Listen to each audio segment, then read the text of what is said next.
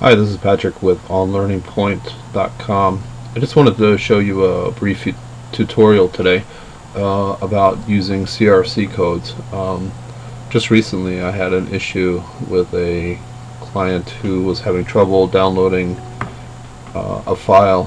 The zip file would become corrupted, and this particular package was a SCORM package. So one of the things you can do is create our CRC, which is basically a set of codes that will show a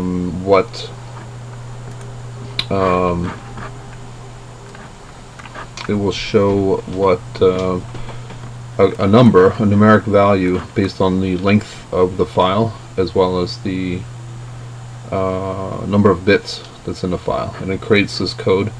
And then what you do is you send this text file or these numbers with the file to whoever you're sending it to. They would download the utility, then run the file again in the utility, and then find out if they're getting the same CRC. And as long as their CRC numbers match, then they were successful in downloading the file and it not becoming corrupted. So in order to do this, it's just a couple step process. It's pretty simple to do. I usually like to download a utility, and so I was able to find one on the internet here off of SourceForge. If we go to the top of the file, it's just MD5 and CRC32 utility, and this one happens to be for Windows, but they also have other utilities that you can download. The GUI is very simple, just opens it up, and you can see it's very simple. And here's the number that it generates.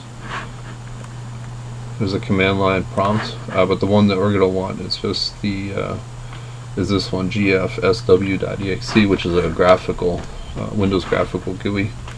You can see I have the file here, and in order to run this, we would just run this program here. It would open up the file, and you can see I already ran this once before. And you would take whatever file you're going to be sending to the customer. You would take that and drop it in here, and it'll create a size and then a CRC number. The MD5, I believe, is just a more precise number depending on the file size. You may need to use the MD5, but for e-learnings or SCORM packages, normally the CRC32 is going to be plenty. So send that to them.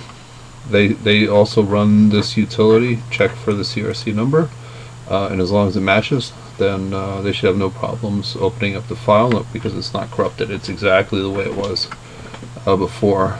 This used to be a big problem on the internet, where you had really faulty FTP servers or missing bits here and there, and it used to be a big problem with corruption. It's a lot less common nowadays than it used to be, but every once in a while it does come up, and this is one way to easily check for it. So thanks for listening, and have a great day.